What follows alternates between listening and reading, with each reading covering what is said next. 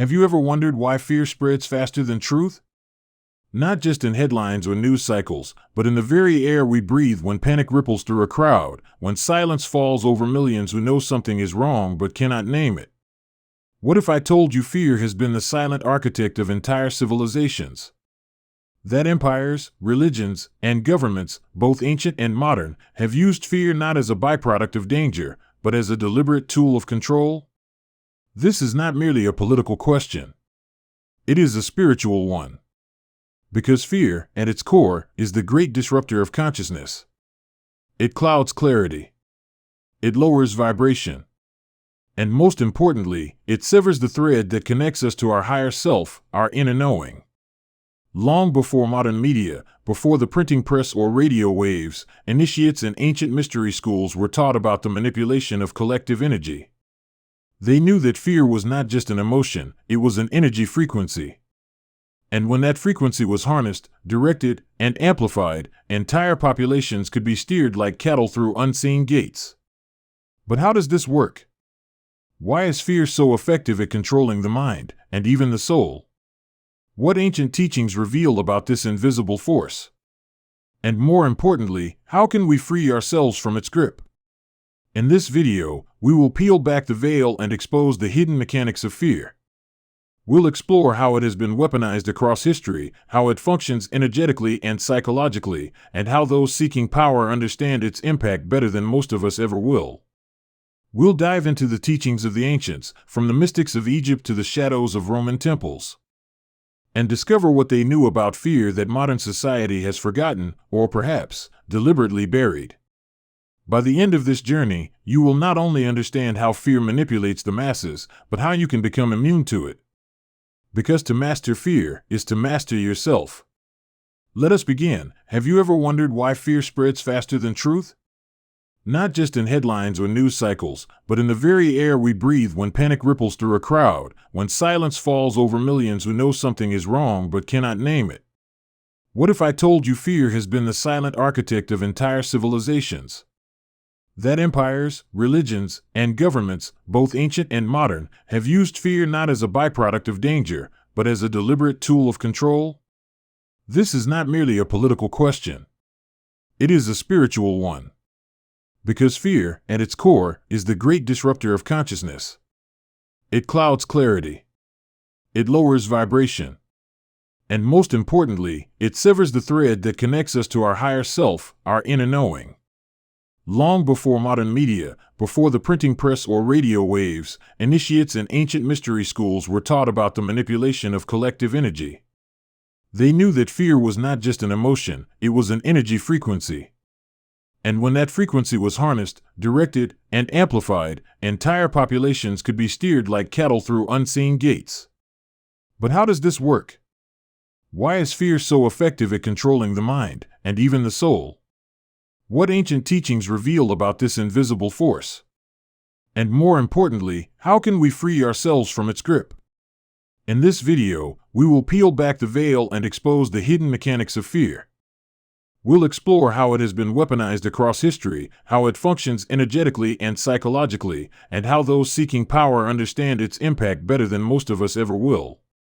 We'll dive into the teachings of the ancients, from the mystics of Egypt to the shadows of Roman temples, and discover what they knew about fear that modern society has forgotten, or perhaps, deliberately buried. By the end of this journey, you will not only understand how fear manipulates the masses, but how you can become immune to it. Because to master fear is to master yourself. Let us begin. To understand the manipulation of fear, we must travel far beyond the reach of modern psychology or media theory. We must return to the temples, the pyramids, and the sacred scrolls, to a time when fear was not merely a political strategy, but a mystical science. In ancient Egypt, initiates of the mystery schools were taught that the human soul had two fundamental pathways, the path of Ma'at, or harmony and truth, and the path of Isfet, or chaos and distortion. Fear, they believed, was the gateway through which Isfet entered the human psyche. It disoriented the mind, disrupted the energy body, and made the soul forget its divine origin. But this was not merely myth, it was a technology of consciousness. High priests and spiritual leaders understood that fear could be induced through ritual, symbolism, and carefully orchestrated events. These weren't just religious spectacles, they were tools of energetic programming. A solar eclipse interpreted as divine wrath. A failed harvest labeled a punishment from the gods. With each fearful event, a narrative was shaped. And with every narrative, a structure of control was formed. In the East, similar patterns emerge.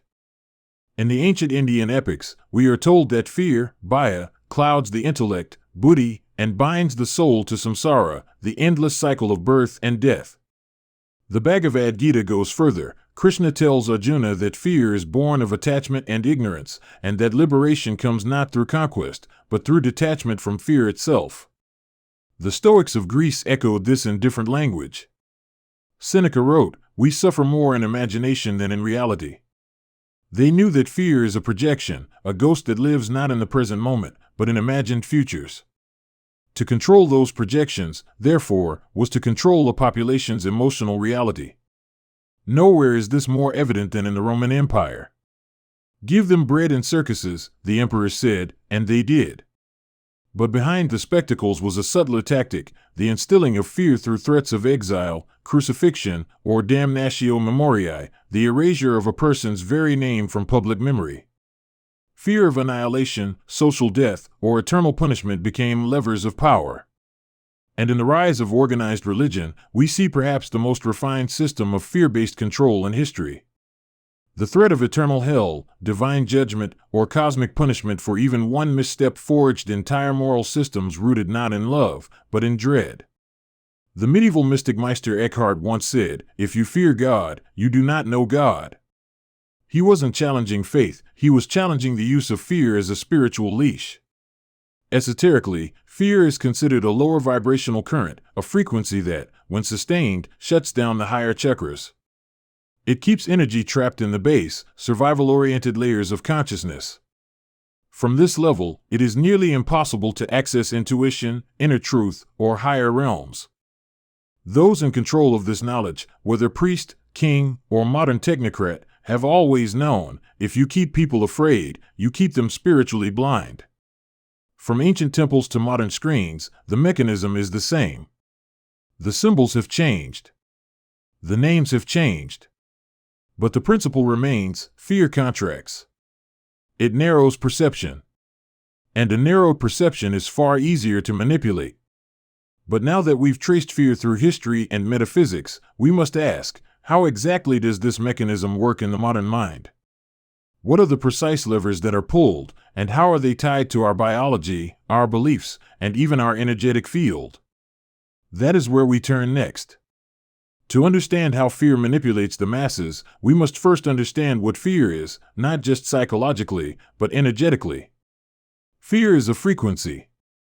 In ancient esoteric systems, such as those found in Hermeticism and Taoist alchemy, it's understood that every emotion emits a specific vibrational signature.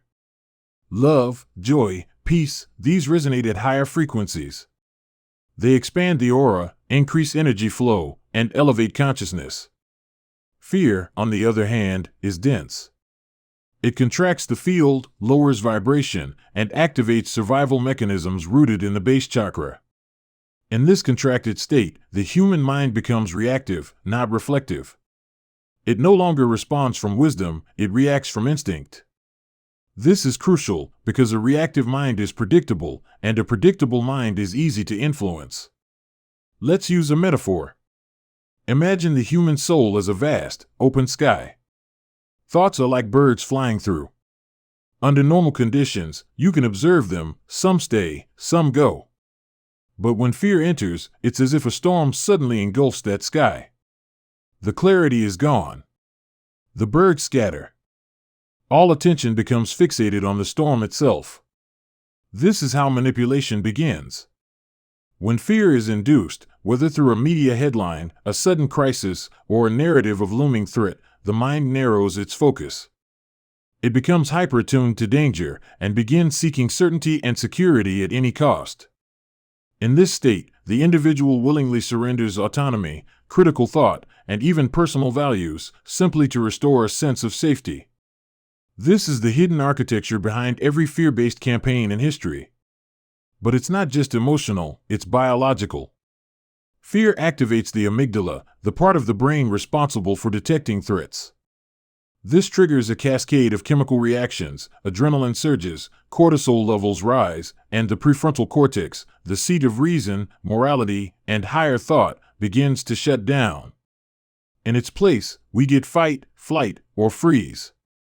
Now, multiply this by millions of people at once. This is where collective manipulation occurs. If you can trigger fear simultaneously across a population, especially through a centralized channel like mass media, you hijack their consciousness. You reduce their bandwidth.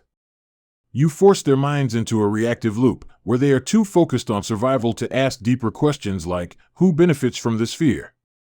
Why is this threat being shown to me now? Is this truly dangerous, or merely portrayed that way? Those in positions of influence understand this intimately. They study mass psychology, herd behavior, neurolinguistic programming. But more than that, they understand archetypes.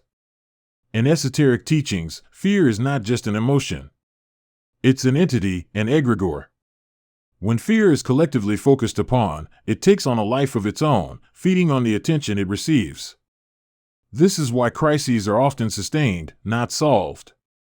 The more people focus on the threat, the more energy is fed into the egregore, and the more powerful the manipulative system becomes. And like any well-fed parasite, it begins to shape the behavior of its host. At this point, manipulation becomes self-reinforcing. You no longer need to instill fear continuously, people will begin to spread it themselves. Through conversation. Through social media. Through unconscious choices. Fear becomes viral. And what began as an engineered emotion turns into a self-sustaining culture. This is how fear colonizes consciousness. But this is only the surface. In the next section, we will delve even deeper. We will explore how language, symbols, and narratives are used to embed fear within the subconscious. We will look at how fear fragments identity, weakens spiritual will, and disconnects people from truth, and how even well-meaning individuals unknowingly become agents of its spread. The real question is, once fear takes hold, who are you really serving? Now that we understand how fear lowers consciousness and narrows perception, let us go deeper into the more subtle ways it is installed and maintained in the psyche. Because fear is not always loud. It is not always obvious.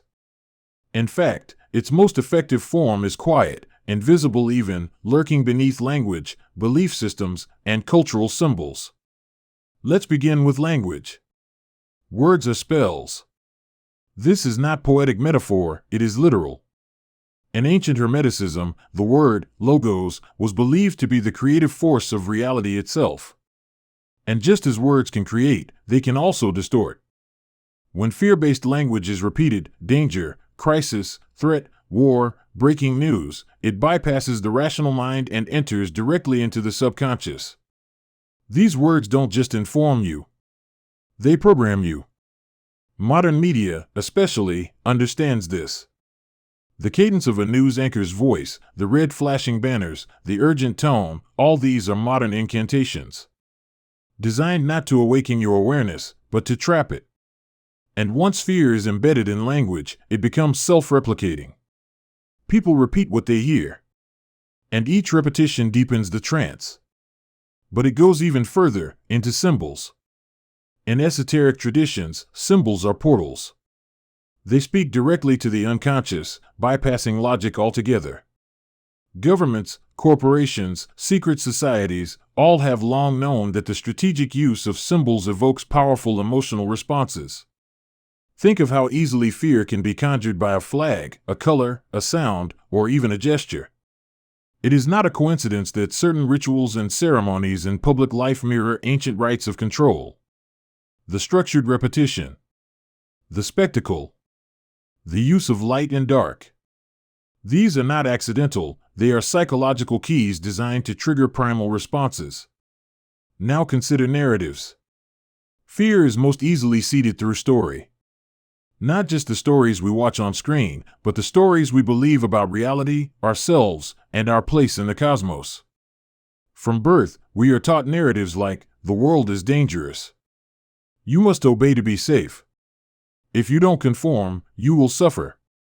These become embedded scripts in the subconscious mind. And here lies the most insidious manipulation of all: fear becomes your identity. Once you internalize a fear-based story, you begin to see the world through it. You act not as a free being, but as a character in someone else's script. You choose safety over truth, conformity over authenticity, silence over sovereignty. This is why fear is so spiritually devastating. It splits the self. It divides the soul from its higher purpose. It convinces you to play small in a world that requires you to stand tall. And it turns you against your own inner knowing. Carl Jung spoke of the shadow as the repressed part of the psyche, often rooted in fear. When unacknowledged, it gains power. But when seen, it can be integrated. And this is the deeper esoteric teaching: fear only controls you when you do not face it. This is why ancient initiates were made to confront fear, ritually, directly, sometimes violently. Because only when fear is dragged into the light can it be dissolved. Modern society, however, does the opposite. It feeds fear. It rewards obedience to fear. It celebrates the avoidance of discomfort. And so, we become prisoners of our own illusion. But here's the paradox: fear cannot exist in the same space as awakened awareness. Once you see the mechanism, how fear is used, why it is used, and who it serves, you are no longer under its spell. The magician's trick is broken. The illusion dissolves. In the next section, we will explore how to step beyond this illusion. We'll uncover practical methods used by mystics, yogis, and warriors to dissolve fear at its root, so that you may reclaim the clarity, sovereignty, and power that is your birthright. Because fear is not the enemy. It is the threshold. And those who walk through it awaken. Now that we've uncovered the mechanics of fear, how it operates, how it spreads, and how it manipulates, it's time to take back your inner sovereignty. This is not a philosophical exercise. This is spiritual warfare in its most subtle form. And your greatest weapon is awareness.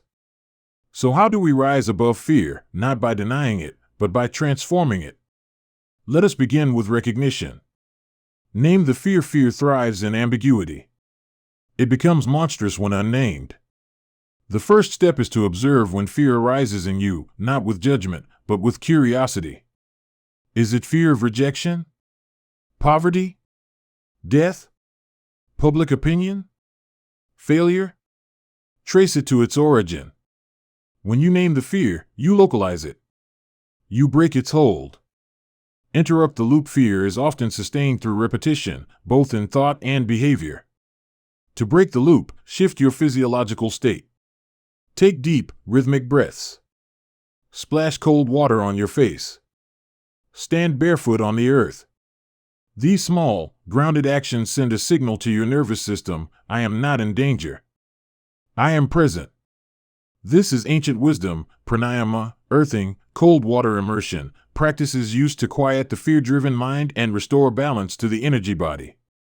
Cleanse your information diet. One of the most powerful things you can do is become sovereign over your attention. Be discerning with what you consume, especially in media. Ask, does this information empower me, or does it disempower me? Does it expand my awareness, or contract it? Choose content that uplifts your vibration. Spend more time in nature than in headlines. Transmute with breath and presence. Fear is energy. And like all energy, it can be moved. The ancient alchemists knew that what cannot be removed must be transmuted. Try this simple but powerful technique: sit in stillness. Inhale slowly for 4 counts. Hold for 4 counts. Exhale for 6 to 8 counts. As you exhale, imagine the fear melting, leaving your body, dissolving into light. Repeat this for several minutes. You are literally shifting your frequency. Face fear consciously. The mystic's path. Every great mystic, from Rumi to Ramana Maharshi, spoke of fear as a veil, not a wall. The way out is not avoidance. It is presence. Sit with your fear as you would with a trembling child. Ask it what it needs. Ask it what it wants to teach you. Very often, you will find that beneath it lies something sacred, a lesson, a calling, an awakening. Anchor into inner truth, return to what is eternal within you. Whether through prayer, meditation, journaling, or sacred reading, connect with the part of you that cannot be manipulated. This is your inner temple. Fear cannot enter it without your permission. The more you dwell there, the less grip fear will have on you. Surround yourself with high-frequency beings. Fear is contagious, but so is courage. Surround yourself with others who are awake, grounded, and clear. Speak truth. Share insights. Build spiritual immunity together. And most importantly, do the very thing fear tries to stop you from doing. This is the ultimate initiation. Whatever fear tries to block, speak it, write it, build it, express it, live it. When you move through fear, it no longer owns you, and your spirit becomes unshakable. Remember, fear is not here to be worshipped. It is here to be transcended. When you master your fear, no one, not a king, a priest, a politician, or a screen, can control you. You become what the ancients called a self-ruling soul, a sovereign being. And in a world addicted to fear, that is the greatest rebellion. Fear is not merely an emotion. It is a frequency, a tool, a veil. And when left unexamined, it becomes a prison of the soul, one in which the bars are invisible and the door appears open, yet no one dares to walk through. We have traced fear across empires and scriptures, across rituals and headlines. We've seen how it narrows the mind, silences the spirit, and fractures the human collective. And we've uncovered how it is seated, through language, through symbols, through story, and most dangerously, through belief. But the most important truth is this: fear only has power when you forget who you are. You are not your thoughts. You are not your body. You are not your name. Beneath it all, you are awareness itself. Eternal. Indivisible. Untouched by propaganda or panic. And when you return to that truth, when you stand in it, no manipulation can reach you. No illusion can hold you. You become the one thing the architects of fear cannot control, a human being who remembers their divinity. So reflect on what you've learned. Observe where fear still whispers in your life. And gently, steadily, bring it into the light. Ask yourself, who benefits from my fear? Is this threat real or rehearsed? What truth is trying to emerge from this fear? Let your awareness expand beyond reaction and into revelation. Because in a world that feeds on fear, to be fearless is not just a virtue. It is a spiritual revolution. If this video has stirred something within you, share it. Reflect on it. Sit in stillness and ask your own soul what it's ready to remember. And as always, walk gently, but walk with power. Until next time, stay sovereign, stay awake, and stay free.